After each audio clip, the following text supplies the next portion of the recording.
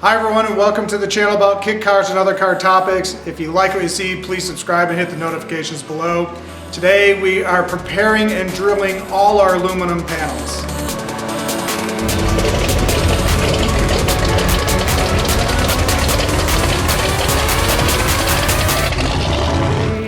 Alright, so today we're going to be prepping and drilling the aluminum panels. Factory 5 sends you this ruler, and what it has is 3-inch spacings of the actual size of the hole and 2-inch spacings. And so they want you to use 3-inch spacings if you're drilling into the frame of the car, and 2-inch spacings if you're drilling from aluminum into aluminum. So it's a little bit stronger. And so you take a Sharpie, and as you can see here, is you mark through everything and space it out on the panels. And then once you're done with that, you actually go ahead and do drilling for that. Now in my case, I'm using an awl. So I take the awl, I would put it on the aluminum wherever I'm gonna drill the hole. I hit it with a hammer, makes a nice little dent, because what I will say is if you don't do that, the drill bit is just wandering all over the place and then you're not gonna get a clean pattern of holes.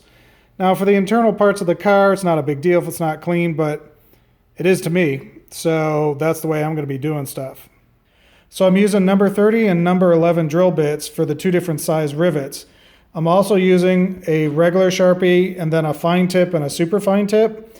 And so I use this to mark off the frame onto the panels, and then I use the fine or super fine, depending on what I'm doing, in the actual ruler to make all the marks where the holes are going to go.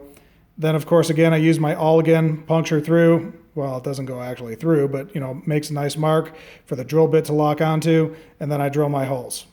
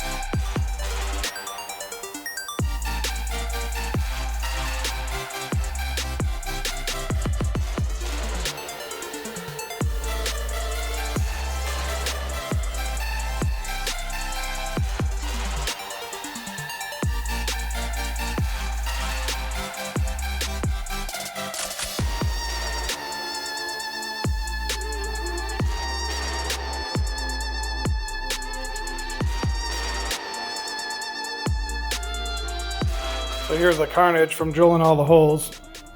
The reason that I used the wood to drill into is so I don't get burrs on the other side. It's a nice clean hole if this is flat with the substrate and it's not in the air. So that would give me cleaner holes so I don't have to deburr it or sand it too much.